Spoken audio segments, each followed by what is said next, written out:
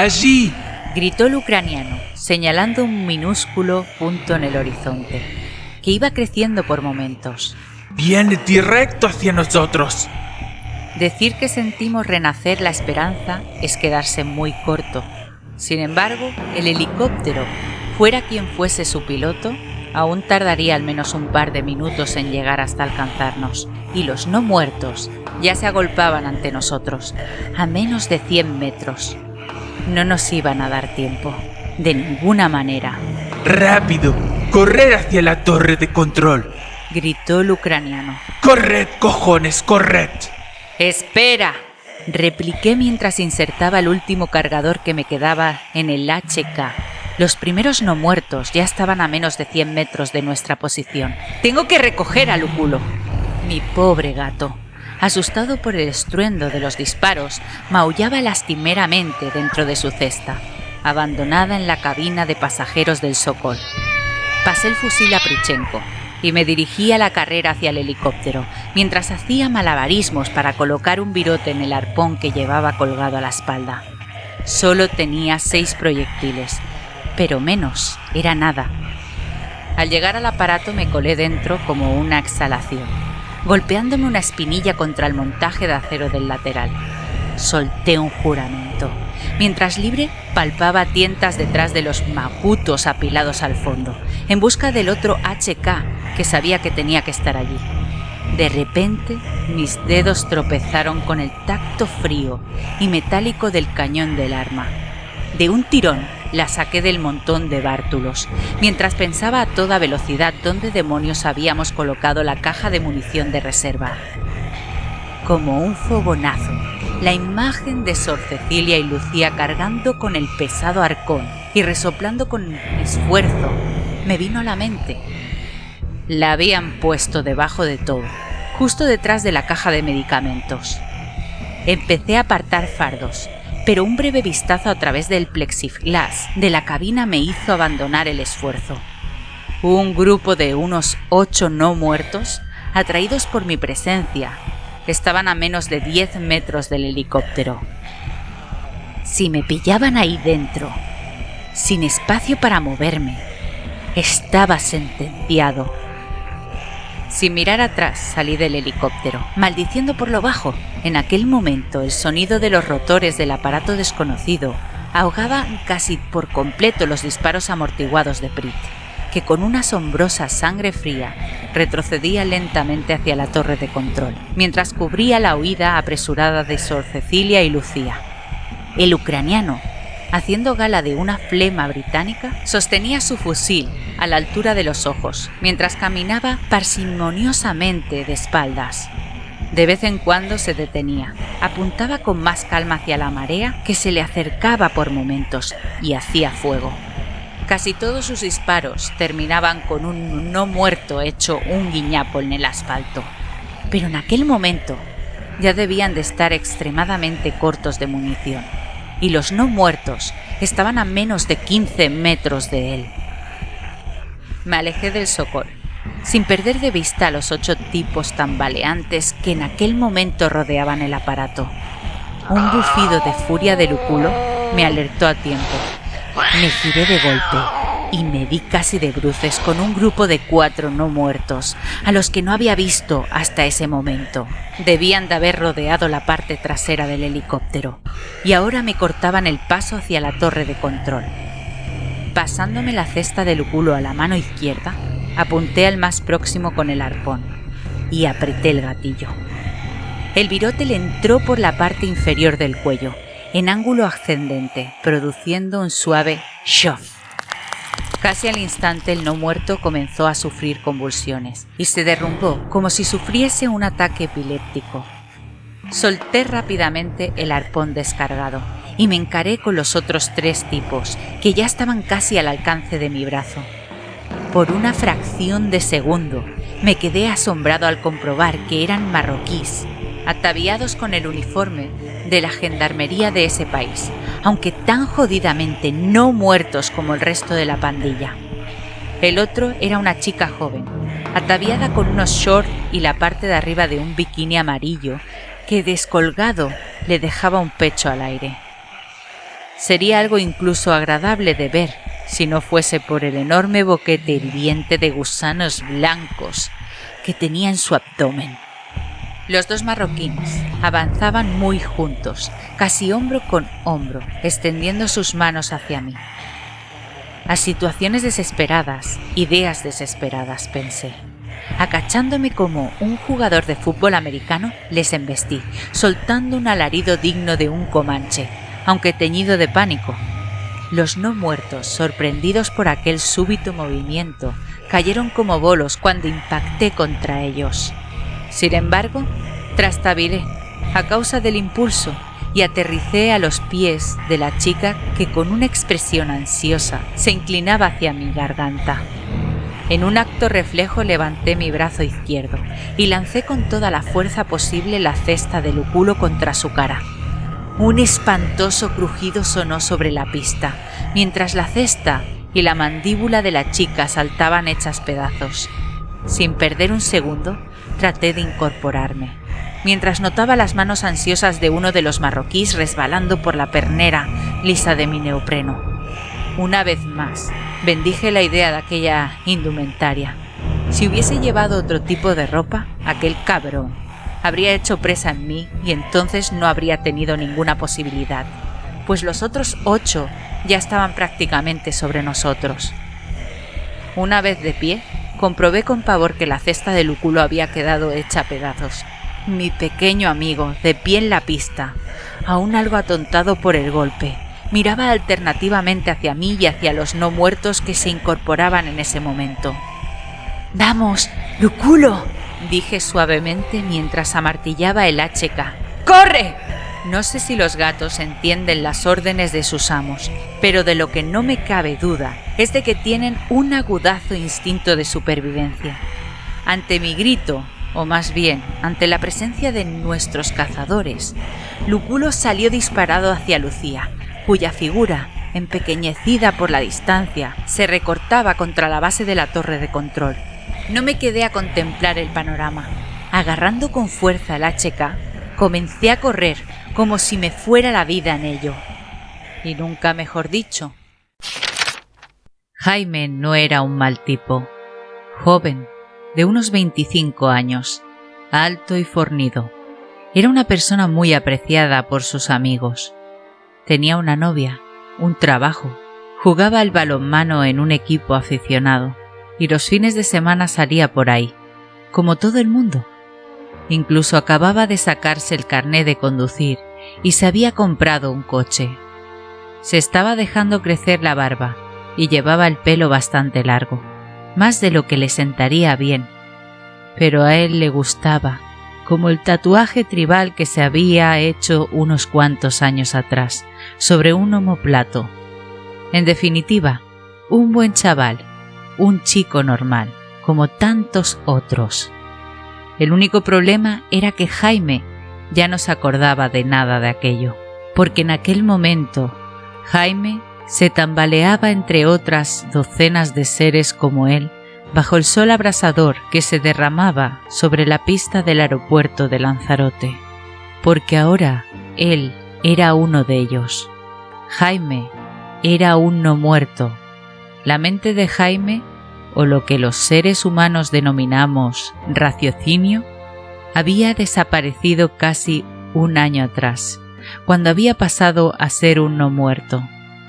Si un médico hubiera podido examinar en aquel momento su cerebro con un escáner o un TAC, se habría quedado enormemente asombrado al comprobar que la totalidad de la actividad neuronal tenía lugar en el tallo encefálico y el cerebelo, lo que académicamente se denomina cerebro reptiliano, la parte más antigua, básica y primitiva de un cerebro. En ese hipotético escáner, ese cerebro reptiliano habría brillado con alegres y vivos colores, inundado por una actividad fuera de lo normal, mientras que el resto del cerebro se vería inundado por una negrura absoluta, como una ciudad bajo los efectos de un apagón.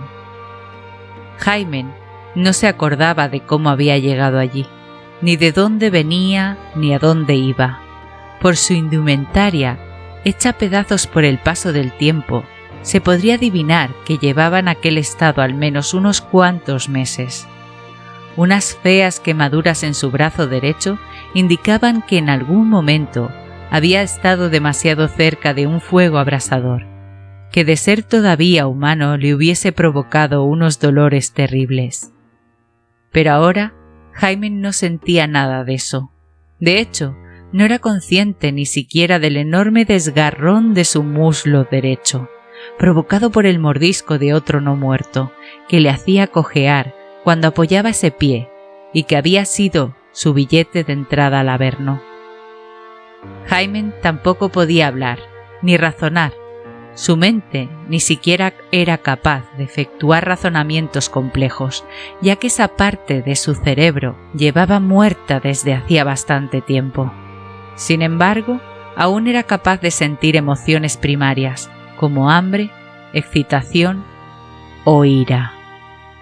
Ira, una enorme y anegadora ola de ira, mezclada con deseo y un apetito feroz, envolvía cada uno de los poros de la piel cerea de Jaime, cada vez que veía algún ser vivo cruzarse en su camino, sobre todo con los humanos. Eran la presa más suculenta. Por lo general, corrían y gritaban mucho cada vez que veían a Jaime o a sus compañeros de pesadilla, y en ocasiones incluso eran capaces de no solo de huir, sino incluso de hacer que la cabeza de algún no muerto volase en 1000 pedazos gracias a los instrumentos de metal y fuego que llevaban algunos de ellos en sus manos.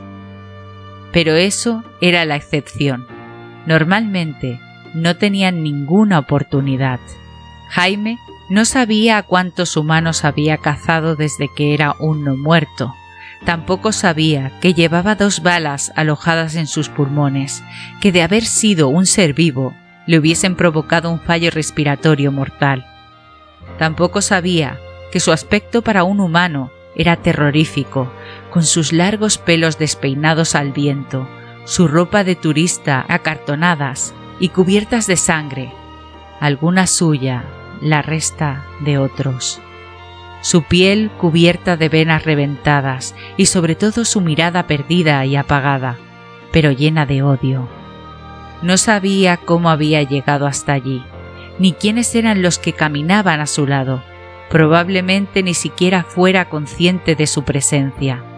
Lo único que sabía Jaime era que estaba vagando sin rumbo dentro de aquel edificio cuando un estruendo que venía del cielo le atrajo hacia el exterior, como un imán o unas virutas de hierro. Y ahora, en aquel momento, había un puñado de humanos corriendo justo delante de él, huyendo como siempre. Y hasta la última célula de su cuerpo gemía con el ansia de sentir aquella carne caliente, viva y palpitante al alcance de su piel, para a continuación poder morderla, masticarla, sentir su sangre caliente resbalando por su boca. Era algo superior a él. Aquello era el sentido de su vida, o mejor dicho, de su no vida. Jaime podía ver al menos a 4 humanos, 2 de ellos con un aspecto más frágil. Jaime no recordaba la diferencia entre hombre y mujer. Estaba prácticamente al pie de la destrozada torre de control del aeropuerto. Otro de ellos acababa de esquivar a un grupo de no muertos, acompañado de un pequeño animal de pelo anaranjado que no paraba de brincar alocadamente entre sus piernas. El último, un tipo pequeño de poblado mostacho rubio y fríos ojos azules, caminaba lentamente hacia atrás, sin perder de vista al grupo en el que avanzaba Jaime. De vez en cuando se echaba a la cara un extraño artilugio metálico y una llamarada salía de la punta del mismo con un gran estruendo. El cerebro muerto de Jaime sí que sabía lo que era el fuego y lo temía. Cada vez que salía una de aquellas llamaradas, un pesado zumbido pasaba cerca de la cabeza de Jaime, seguido normalmente de un chasquido y una explosión de astillas y sangre. Jaime era consciente de que de vez en cuando alguno de los no muertos que estaban más cerca caía al suelo y no se volvía a levantar. Pero eso no le importaba. Nada le importaba. Solo quería alcanzar a aquellos seres y poder sentir su vida entre sus manos. Los dos humanos más pequeños ya habían atravesado las puertas situadas al pie de la torre, cubiertas de escombros, y estaban tratando de desbloquearlas. Pronto les alcanzó el otro humano, ataviado con un traje de submarinismo, acompañado de aquel pequeño animal naranja, que sumó sus esfuerzos para tratar de cerrar aquel acceso. El otro humano, el del bigote amarillento, estaba mucho más cerca, a tan solo unos cuantos pasos del grupo de Jaime. Este ya podía sentir su olor, penetrante y cálido, vivo, humano. Una vez más, el pequeño humano levantó su arma, pero esta vez no hubo llamarada, sino que solo un chasquido acompañó al gesto. Por un instante, el humano contempló con aire preocupado aquel fusil, para a continuación arrojarlo con furia contra el grupo de Jaime, y tras eso, salir corriendo como un gamo hacia la torre. Desde el pie de la torre, el resto de los humanos emitían sonidos articulados con sus bocas, algo de lo que Jaime, como el resto de los no muertos, era totalmente incapaz. Por otra parte, Jaime no entendía nada de aquellos sonidos, pero su mera existencia servía como un acicate para su deseo. Le excitaba, le hacía sentir con más fuerza sus ansias de cazador. Aquel sonido espoleó a todo el grupo de no muertos, que aumentó su velocidad, encaminándose hacia el pie de la torre. Cuando llegaron hasta ésta se encontraron con el obstáculo de una pesada puerta metálica cerrada. En condiciones normales, una puerta como aquella hubiese supuesto un obstáculo insalvable para Jaime y sus acompañantes, pero esta, en particular, reventada por una explosión desde dentro, ni siquiera estaba bien encajada en el marco. Pronto Jaime, presa de furia, estaba golpeando con todas sus fuerzas el metal de la puerta, casi aplastado por la multitud que se congregaba a su alrededor y que tenía el mismo objetivo. Podía sentir que estaban al otro lado, detrás de aquella puerta. Una idea fija se encalló en su mente, como un piñón mal encajado en una bicicleta. Tenía que llegar a ellos, tenía que llegar a ellos, tenía que llegar a ellos, tenía que... Las puertas, ya desencajadas, no soportaron por mucho tiempo el peso de aquella multitud que las presionaba desde el exterior, y de repente, con un espantoso crujido, los anclajes laterales cedieron, cayeron con estruendo al suelo. El paso estaba libre. Jaime, por estar delante, fue uno de los primeros en abalanzarse por las escaleras que accedían hasta la cima de la torre. Sabía que ellos estaban allí arriba. Los podía sentir. La escalera resonaba bajo los pies de docenas de no muertos que subían en tropel, seguros de su inminente presa. De repente, en uno de los descansillos, Jaime casi tropezó de bruces con uno de los humanos. Era aquel ataviado con el extraño traje de submarinismo que, plantado en el arranque del siguiente tramo, le apuntaba directamente con un extraño artilugio que, de ser todavía el Jaime anterior, hubiese reconocido como un arpón. Súbitamente el arpón se disparó con un siseo. Jaime sintió como el pedazo de metal le atravesaba el hueso frontal y se iba a clavar en lo más profundo de su cerebro. Cuando la punta del arcón tocó el cerebelo, aunque Jaime no sabía eso, ni su rival tampoco, sintió dolor por primera vez en meses. Pronto el dolor se extendió por todo su cuerpo en oleadas, alimentando su furia. Jaime extendió sus brazos hacia aquel individuo, pero incomprensiblemente fue incapaz de dar un paso. De golpe, vio como el suelo ascendía rápidamente hasta su cara y no fue consciente de haber caído hasta que su cabeza se estrelló contra el piso de cemento del descansillo. Aún fue consciente de cómo aquel tipo, tras dispararle, miraba asustado hacia la multitud que le seguía y huía hacia la planta superior. Todavía pudo ver pasar los pies del resto de los no muertos, que ajenos a su presencia, seguían su camino tras aquella presa. Pronto, el resto del mundo se fue extinguiendo, ahogado por toneladas de oscuridad, que lentamente iban inundando hasta el último rincón de la esencia de Jaime. Al cabo de un momento, aquella sensación de furia inextinguible que le había acompañado a lo largo de los últimos meses fue desapareciendo, como el agua que retrocede en la playa. En el último milisegundo de su existencia, por un momento, Jaime volvió a ser consciente de sí mismo por completo, y antes de extinguirse definitivamente y pasar al otro lado, por fin pudo sentir una sensación lentitiva, paz.